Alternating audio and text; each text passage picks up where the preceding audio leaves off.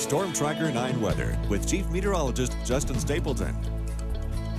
Beautiful day to start our work week as Monday saw lots of sunshine, a little bit of cloud cover this morning, not much, just a couple hours, and then it was off to the races in terms of how warm we were going to get today. Today's sort of our transitional day.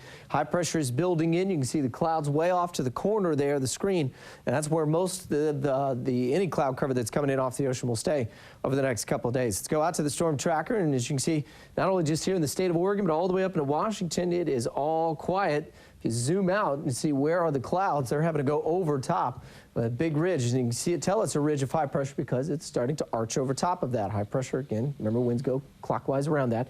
Now, because that is strengthening, it's also starting to move the low that was moving across the northwest of the weekend out of the way too. So we've got a nice breezy pressure gradient setting up. Winds are starting to switch. Instead of coming in out of the west to northwest, they're starting to take more of a north-northeasterly turn.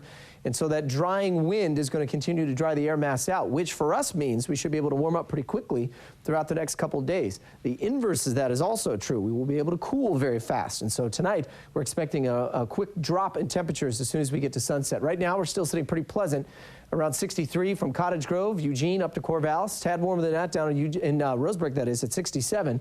In the mountains, comfortable, mid-40s there, both of the passes, mid to upper 50s out to the coast, and just around 50 degrees as you get out towards Bend and Redmond. Speaking of, in Central Oregon, nice day today. So the temperatures in the mid to upper 50s. Check as you go further south, low 70s in Roseburg. That's the first of probably about 5 days where you'll see that. And 80 degrees in Brookings today. You can tell the offshore winds have kicked in if the south coast is warm. Now, because things will be drying out, as I mentioned, we're going to cool off pretty quickly tonight. Likely going to see some patchy frost, I think not just in the Umpqua Basin, but same thing in the valley here too. And then as you get out into Central Oregon and up and towards the northern end of the Cascades and up across the Dalles and out towards Madras, we'll likely see temperatures dropping into the 20s tonight. So overnight, here's what we're looking at. So some patchy frost out in some of the rural areas. I think inland you should be fine. You live in downtown, Eugene, whatnot, no problems. We'll likely see temperatures stay just a few degrees above freezing. But out towards the airport, 99 could get down to around 31.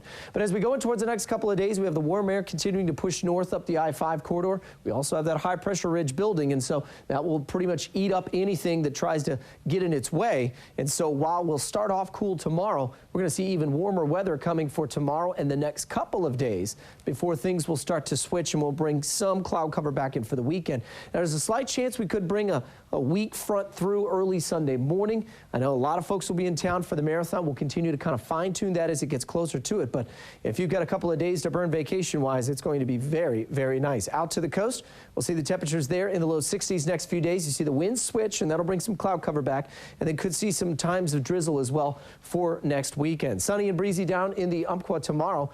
Down the valley in Sutherland and Roseburg, we'll see the temperatures in the mid-70s. Should be a very, very nice day. Around 80 on Wednesday, and then slowly cooling back into the upper 60s, but still fairly dry forecast through the weekend. Cascades, sunny and mild, freezing levels around 10,000 feet tomorrow. Again, remember, if you're going to be backpacking or hiking, it's still pretty chilly at night up in the mountains there, so be prepared for that, but very warm during the day.